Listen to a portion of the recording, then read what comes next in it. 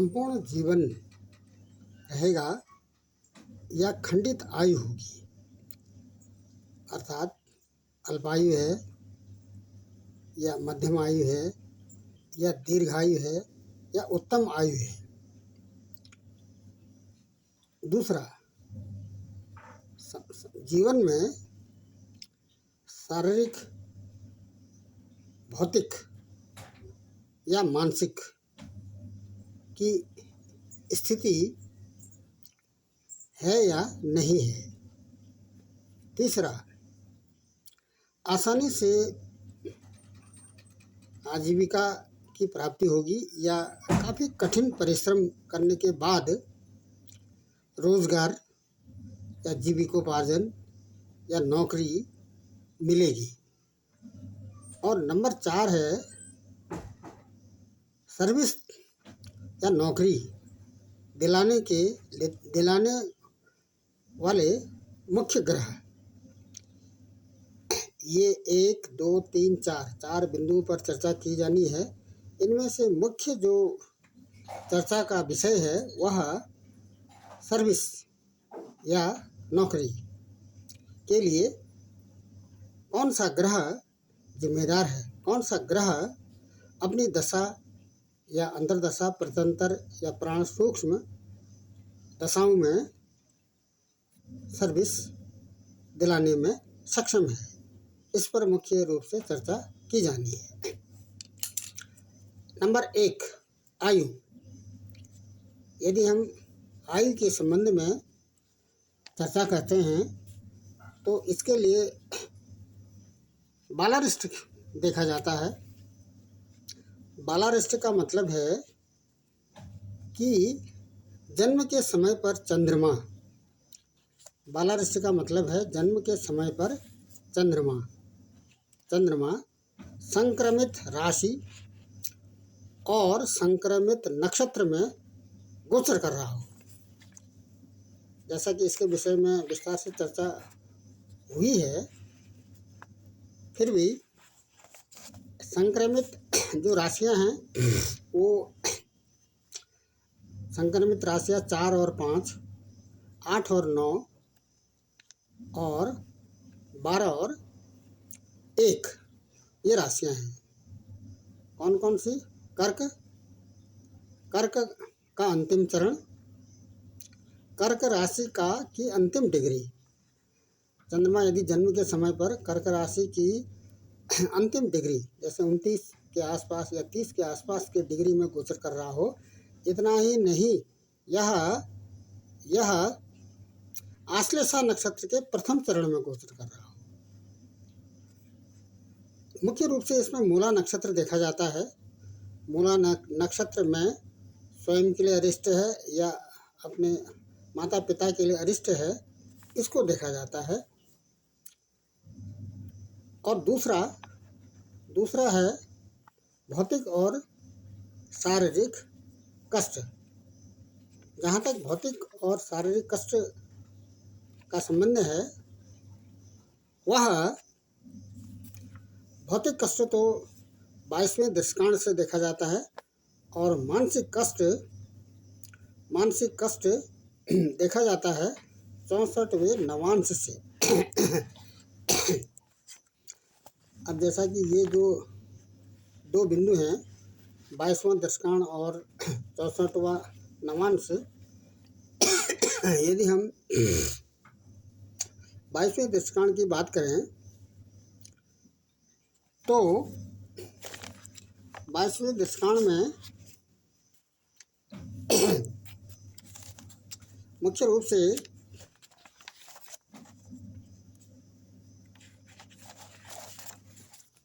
ये जो D1 chart है और D3 चार्ट है,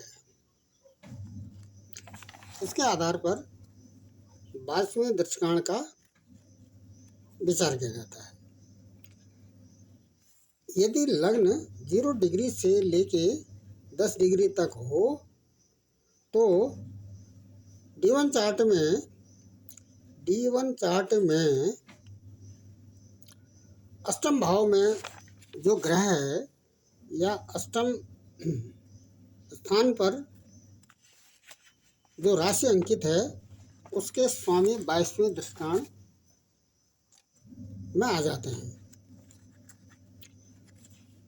यदि जन्म के समय पर लग्न 11 डिग्री से 20 डिग्री का हो तो ऐसी स्थिति में 8 से 5 का मतलब माना ये 8 है तो क्या होगा 1 2 3 4 5 12वें स्थान पर जो राशि है वह 22वें दृष्टांत में आ जाएगी। और यदि जन्म के समय पर लग्न की डिग्री 20 से 30 डिग्री के बीच में आती है तो ये तीसरा दृष्टांत इसको कहते हैं। यहाँ पर ये 12 से 5 आ गए 1 2 3 4 5 चौथे हाउस में जो राशि अंकित होती है वो 22वें दृष्टांत में आ जाती है। इसको टैली करने के लिए यदि D1 चार्ट में माना अष्टम स्थान पर D1 चार्ट में माना अष्टम स्थान पर, अब इसको देखते हैं ठीक से। अष्टम स्थान पर ये D3 चार्ट है। ये D3 चार्ट का जो D3 चार्ट में भी अष्टम स्थान पर वही राशि आनी चाहिए। यदि ऐसी स्थिति बनती है तो गणना सही है। अब इसको कैसे इसको समझा जाए, इसको समझने के लिए 22वें दृष्टांत में इसी जन्म पत्रिका का ये D1 चार्ट को यदि हम देखते हैं तो D1 चार्ट में D1 चार्ट में इसकी जो डिग्री है वो 7 डिग्री है। लग्न की डिग्री ये प्रश्नगत जन्म पत्रिका है, प्रश्नगत जन्म पत्रिका में है। इसका जो जन्म के लग्न की डिग्री है वो 7 डिग्री के आसपास है। तो ये पहले दृष्टांत में आएगा। जब पहले दृष्टांत में आएगा तो इसके अष्टम भाव पर 2 नंबर की राशि लिखी हुई है 2 नंबर की राशि लिखी है तो 2 नंबर की राशि के स्वामी शुक्र बनते हैं। तो शुक्र इस जन्म पत्रिका के लिए 22वें दृष्टांत में आ जाएंगे। अब इसी जन्म पत्रिका का यदि हम D3 चार्ट देखते हैं तो D3 चार्ट में भी अष्टम स्थान पर वही 2 का अंक आना चाहिए। यदि ऐसी स्थिति है तो यह गणना सही है।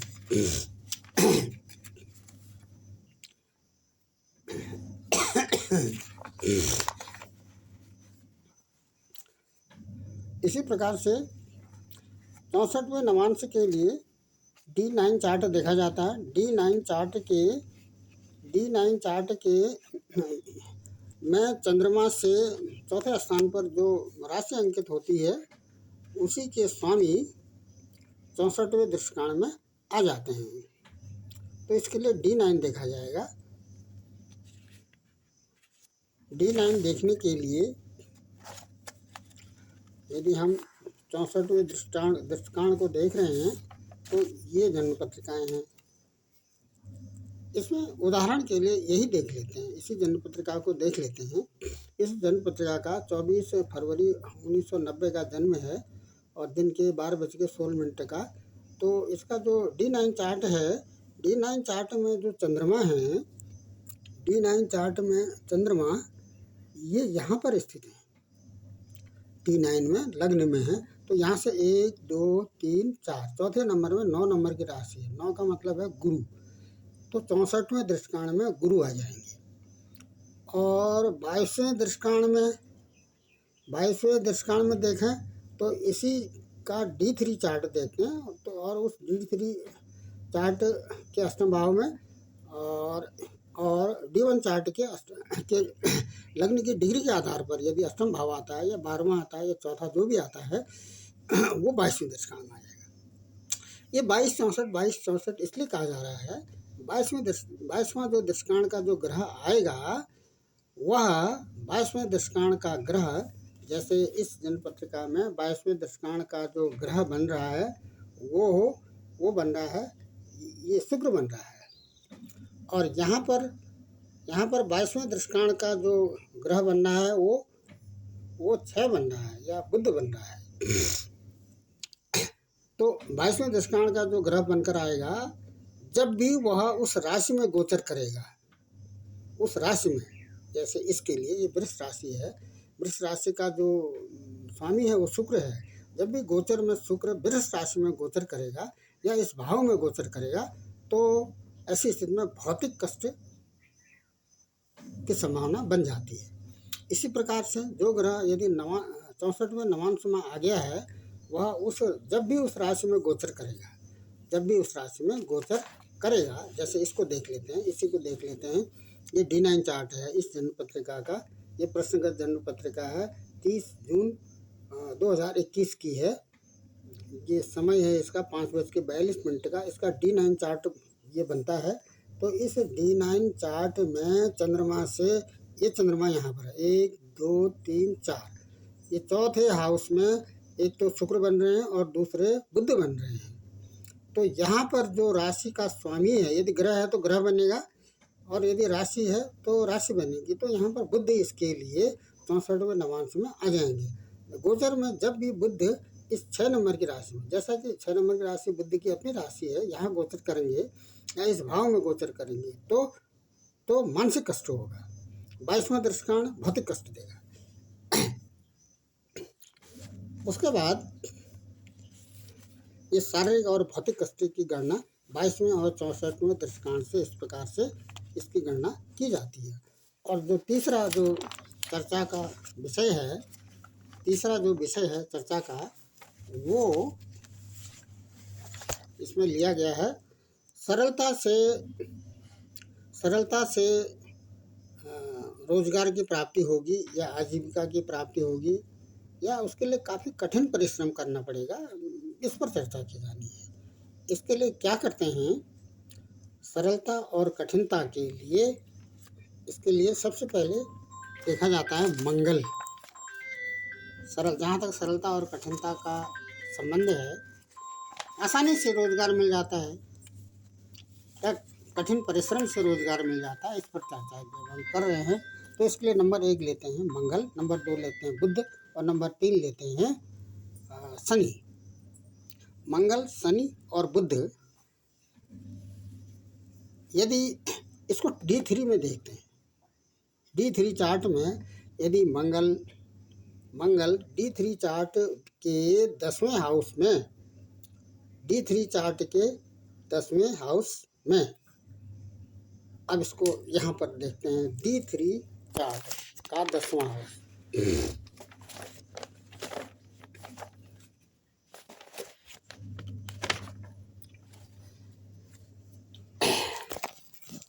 यहाँ पर देखते हैं, ये प्रश्नगत जन्म पत्रिका है, इसके D3, ये D3 चार्ट है और इसके 10वें हाउस में है, 4 नंबर की राशि लिखी है।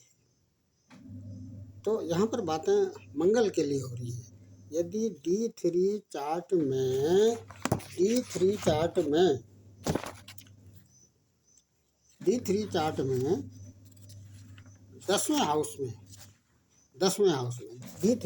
में 10वें हाउस में यदि उच्च का मंगल बैठे हों या स्वराशि के मंगल बैठे हों, या 10वें भाव को देख रहे हों, या लग्न को देख रहे हों, या लग्न में बैठे हों, या लग्न में उच्च के बैठे हों, स्व के बैठे हों, तो ये क्या होगा इसमें जो परिश्रम तो करना ही पड़ेगा, लेकिन आजीविका की प्राप्ति अवश्य हो जाएगी। आजीविका की प्राप्ति आसानी से हो जाएगी। अब इसको देखते हैं यहाँ पर। ये कुछ इसके चौथे हाउस में 4 नंबर की राशि है, तो यहाँ पर मंगल होनी चाहिए, नहीं है। ये D3 चार्ट है, यहाँ पर 8वें स्थान में मंगल की राशि है, मंगल स्वयं नहीं है बल्कि मंगल की राशि है। ये D3 चार्ट है, और इस D3 चार्ट में जो मंगल हैं, वो मंगल यहाँ पर बैठे हैं। कहाँ बैठे हैं? इस स्थान पर बैठे हैं। तो 1 2 3 4 मंगल इस 10वें हाउस को देख भी नहीं रहे हैं, 10वें हाउस में बैठे भी नहीं हैं, और मंगल यहाँ पर नीच के हैं, उच्च के नहीं हैं बल्कि मंगल नीच के हैं। तो ये बहुत कठिन परिश्रम कराएंगे। इसको देखते हैं, यहाँ पर D3 चार्ट में 1 नंबर की राशि, ये मंगल की राशि है तो मंगल की राशि, लेकिन मंगल बैठे हैं ये यहाँ पर नहीं बैठे हैं, बल्कि ये 5वें हाउस में बैठे हैं। तो मंगल की 1 2 3 4 चौथी दृष्टि में बैठती है, 5 6 7वीं दृष्टि भी नहीं बनती है, और 8वीं दृष्टि भी यहाँ पर नहीं बनती है। ये भी बहुत अधिक कठिन ये इस दिन पत्रिका में ये दिखाता है। एक उदाहरण और देख लेते हैं, इसके 10वें हाउस में ये D3 का 10वां हाउस है, इसमें 4 नंबर की राशि है। अब बैठे तो सूर्य है यहाँ पर, लेकिन सूर्य यहाँ पर दिग्बली हैं। जब सूर्य 10th हाउस में बैठ जाते हैं तो दिग्बली हो जाते हैं। ये रोजगार तो देंगे, लेकिन यहाँ पर मंगल के विषय में बातें हो रही हैं। तो मंगल चौथे हाउस में न तो बैठे हैं, न चौथे हाउस में मंगल की राशि है, और न ही मंगल लग्न में बैठे हैं।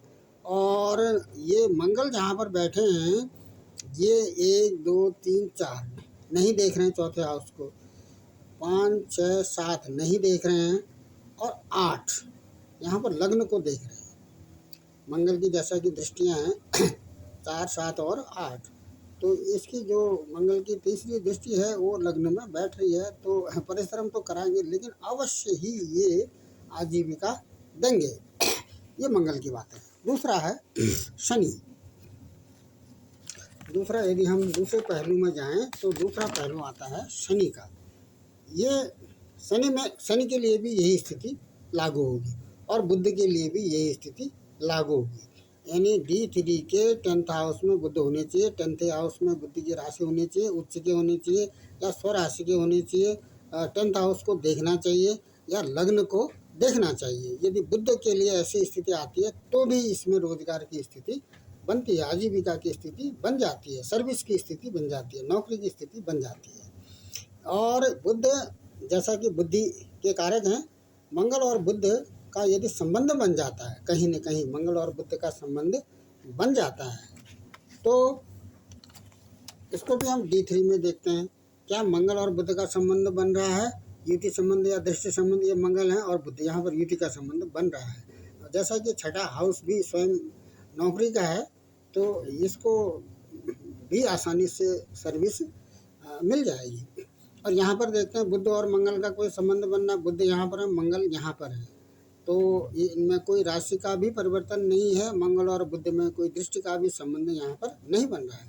इसको देखें तो ये मंगल बैठे हैं, ये सूर्य हो गए, ये मंगल यहाँ बैठे हैं, ये और बुध भी यहीं बैठे, यहाँ पर भी युति है। D3 चार्ट में भी ये D3 चार्ट है और ये D10 चार्ट है, तो यहाँ पर भी ये स्थिति बनती है। क्या इस जन्म पत्रिका में बनती है मंगल और बुध की कहीं पर संबंध बन रहा है? ये बुध तो यहाँ पर है और मंगल यहाँ पर है, तो बुध की राशि 6 और 12 है, और मंगल की राशि 1 और 8 है। मंगल तो अपनी राशि में बैठे हैं, लेकिन यहाँ पर भी कोई संबंध नहीं बन रहा है। तो ये मंगल की, ये बुध की तो एक ही दृष्टि होती है, 7वीं ये शनि पर पड़ रही है, शनि की दृष्टि बुध पर बननी है, शनि और बुध का यहाँ पर दृष्टि संबंध बन रहा है। लेकिन शनि जहाँ पर बैठे रहते हैं वहाँ तो अच्छा करते हैं, लेकिन जहाँ देखते हैं वहाँ पर थोड़ा सा कष्ट दे देते हैं। तो ये कर्म में कष्ट देंगे, काफ़ी कर्म कराएंगे या परिश्रम देंगे। अब इसका जल्दी से तीसरा जो चर्चा का विषय है, चौथा जो मुख्य विषय है, चौथे विषय में ये चौथा जो मुख्य है, सबसे प्रमुख, इसमें ये सर्विस या नौकरी दिलाने के लिए कौन कौन से ग्रह उत्तरदायी है, इस पर चर्चा की जाएगी। ये मुख्य बिंदु है इस समय का। तो इसके लिए सबसे पहले हम देखते हैं जो सर्विस दिलाता है वो शनि है। सर्विस दिलाने का जो मुख्य ग्रह है वो शनि बनता है, शनि देव बनते हैं। जैसा कि शनि कर्म कराते हैं, ये न्याय के भी देवता हैं, और नौकरी भी ये शनि ही दिलाते हैं। तो सीधे इस पर आ जाते हैं, अपने उद्देश्य चर्चा बिंदु पर आते हैं। तो शनि की स्थिति देखी जाएगी। ये शनि की स्थिति है। शनि के लिए ये 2 शब्दों का प्रयोग विद्वानों द्वारा किया गया है, या ज्योतिषाचार्यों द्वारा शनि के लिए 2 शब्दों का प्रयोग किया गया है। एक है अगोचर और दूसरा है गोचर। अगोचर का मतलब होता है जब शनि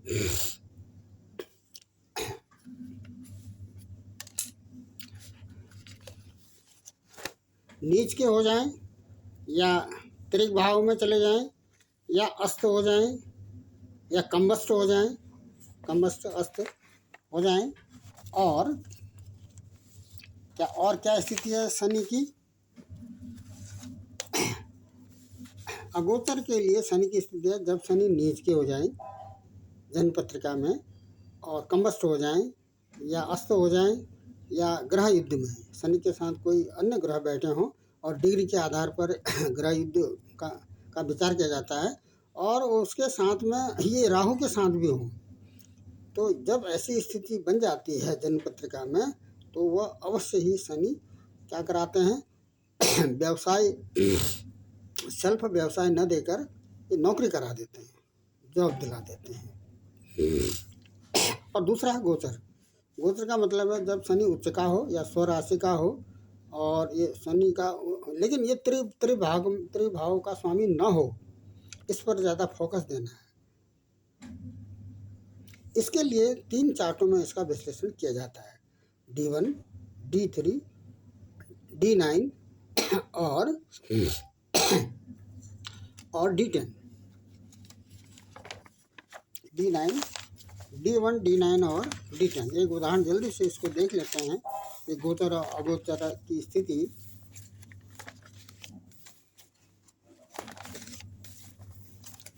ये गोचर और अगोचर की स्थिति